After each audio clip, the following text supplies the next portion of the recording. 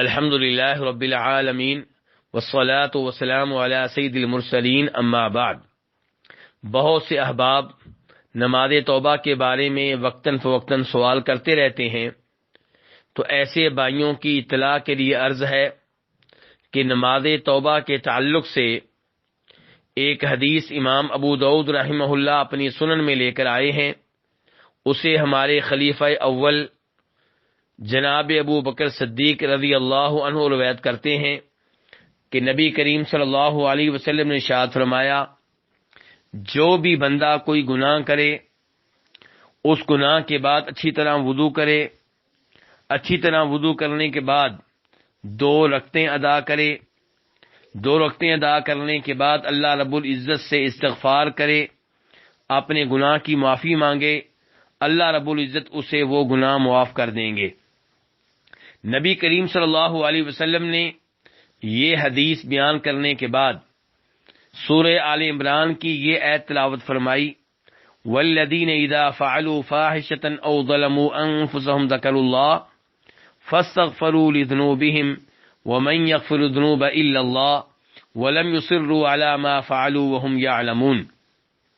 کہ وہ متقین جن کے لیے جنت تیار کی گئی ہے، ان کے اوصاف میں سے ایک وصف یہ بھی ہے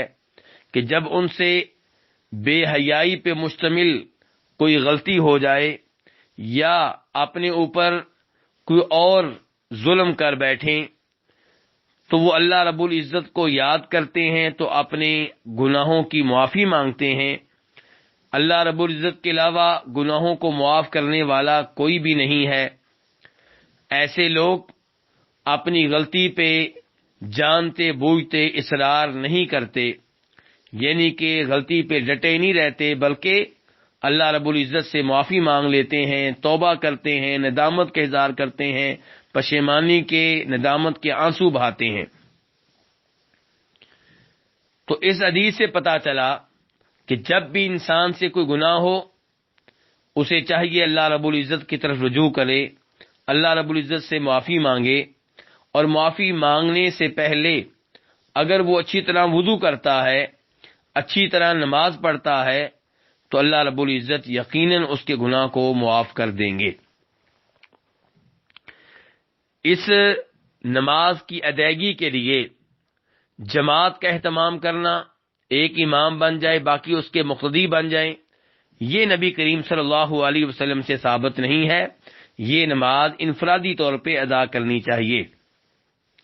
اور یہاں پہ یہ گزارش بھی کرنا چاہوں گا، کچھ لوگوں نے نماز توبہ کے تعلق سے مخصوص طریقے ایجاد کر رکھے ہیں، ان سے پرہیز کرنا چاہیے، ان سے اجتناب کرنا چاہیے۔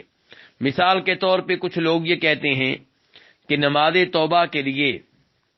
آپ 2 رکعتیں ادا کریں اور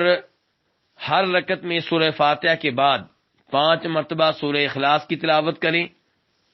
اور 2 رکعتوں کی ادائیگی کے بعد اسی جگہ پہ بیٹھ کر یہ وظیفہ پڑھیں، استغفر اللہ ربی من کل ذنب واتوب الیہ، استغفر اللہ ربی من کل ذنب واتوب الیہ۔ یہ وظیفہ 70 بار کہیں یا 100 بار کہیں، اور اس کے بعد 100 بار یہ کہیں سبحان اللہ العظیم وبحمدہ، اور اول و آخر درود شریف پڑھیں۔ اس کے بعد اللہ رب العزت سے اپنے گناہوں کی معافی مانگیں۔ تو گزارش یہ ہے کہ یہ طریقہ لوگوں کا گھڑا ہوا ہے، لوگوں کا بنایا ہوا ہے۔ نبی کریم صلی اللہ علیہ وسلم نے یہ طریقہ بیان نہیں کیا،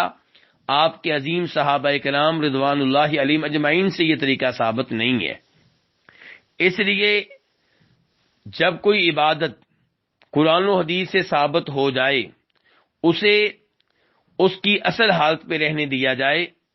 اور اسے مخصوص کوئی سہولت دینے سے اجتناب کیا جائے۔ اللہ رب العزت سے دعا ہے کہ اللہ رب العزت ہمیں اپنے اپنے گناہوں کی اللہ رب العزت معافی مانگنے کی توفیق بخشے، اور اس کے لیے اللہ تعالی ہمیں یہ بھی توفیق دے کہ ہم پہلے اچھی طرح وضو کریں،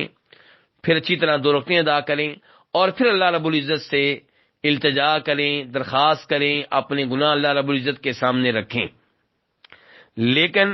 اس سلسلے میں کسی قسم کی بدعت کو بدعت کو اپنانے سے گریز کریں۔ اللہ رب العزت ہمیں ہر طرح کی بدعات سے محفوظ رکھے۔ وصلی اللہ تعالی علی نبی